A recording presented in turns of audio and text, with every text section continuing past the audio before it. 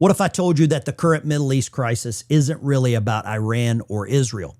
What if the real battle is much bigger? A struggle for control over the future of global power itself. Stay with me, because what I'm about to show you will completely change how you see world events. Welcome back to the Ben Dykes channel. I'm the host, Ben, and today we're diving deep into what's really happening behind the headlines while mainstream media focuses on the drama and immediate tensions.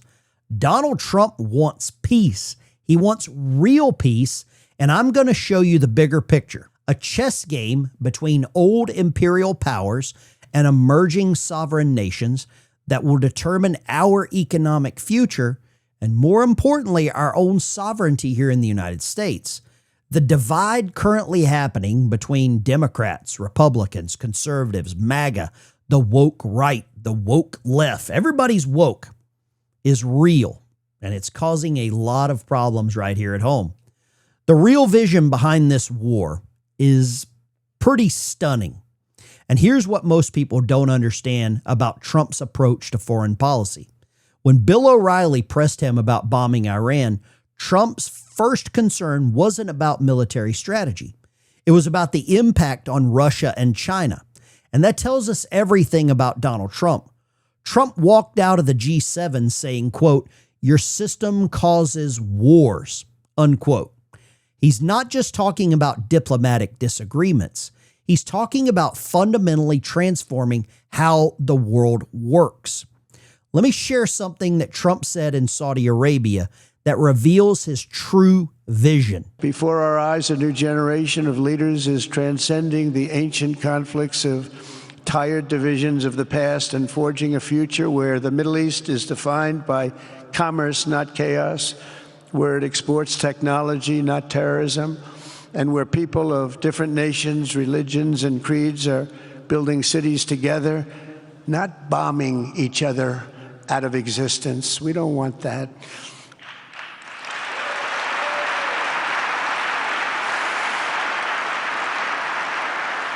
And it's crucial for the wider world to note this great transformation has not come from Western interventionists or flying people in beautiful planes giving you lectures on how to live and how to govern your own affairs. No, the gleaming marvels of Riyadh and Abu Dhabi were not created by the so-called nation builders, neocons, or liberal nonprofits like those who spent trillions and trillions of dollars failing to develop Kabul, Baghdad, so many other cities. Instead, the birth of a modern Middle East has been brought by the people of the region themselves, the people that are right here, the people that have lived here all their lives, developing your own sovereign countries, pursuing your own unique visions, and charting your own destinies in your own way.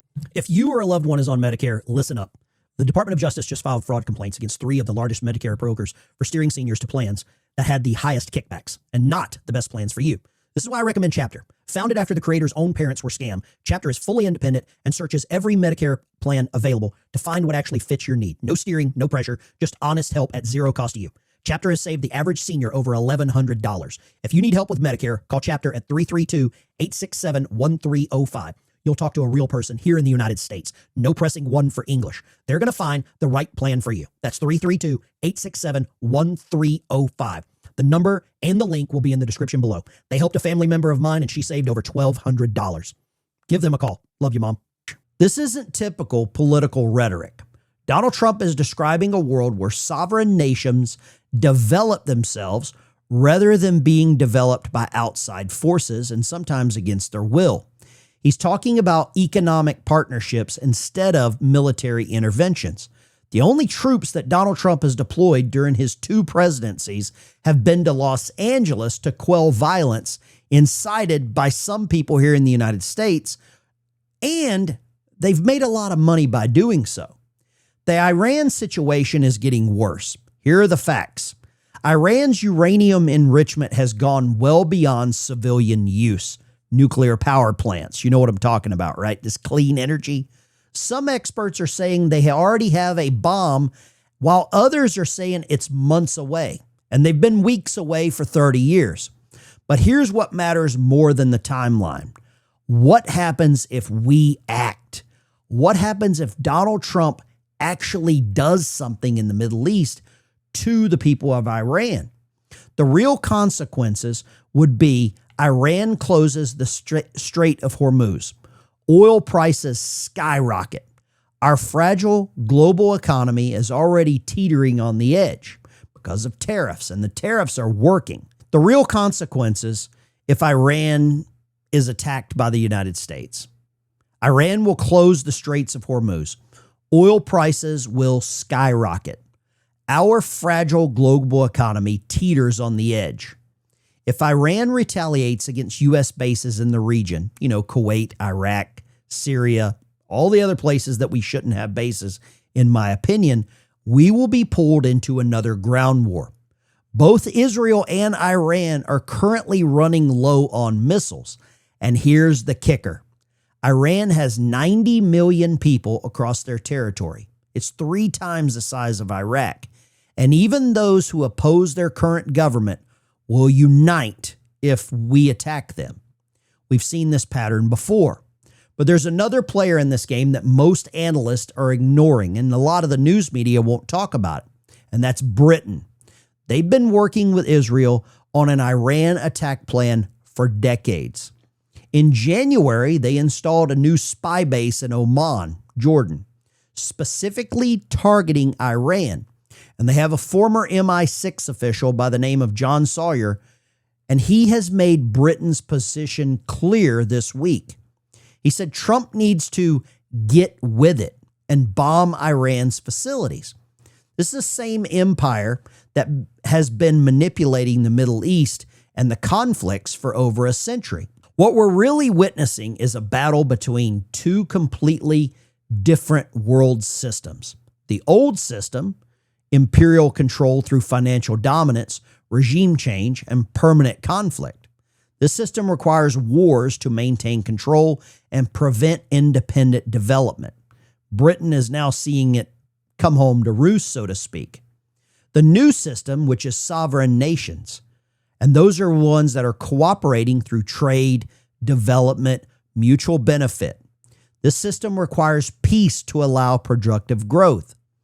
And why this matters to you isn't just about foreign policy. It's about whether we rebuild America's industrial base or continue shipping our wealth overseas. It's about whether we develop our own resources and capabilities or remain dependent on global supply chains controlled by others. Trump's economic vision is what he calls the American system. He goes back to Hamilton, Lincoln, Kennedy. It's about productive investment in our own country while building partnerships with our sovereign nations. I want you to become an informed citizen. The deep state cleanup is still in the early stages. Our intelligence agencies have been shaped by decades of failure and imperial thinking. They often view Britain as a friend rather than recognizing the competitive relationship. Supporting this channel means real change. Educating yourself beyond mainstream narratives. Understanding what's really being said. More importantly, what they're not saying and what they're not telling you. Understanding economic systems that are at stake, supporting leaders who prioritize American sovereignty. Make America great again. Make America first. Make America the best is what we really want. You've got to get engaged in local politics where these policies really get implemented. We've got a real path forward, and Donald Trump is building something new here that no one has expected.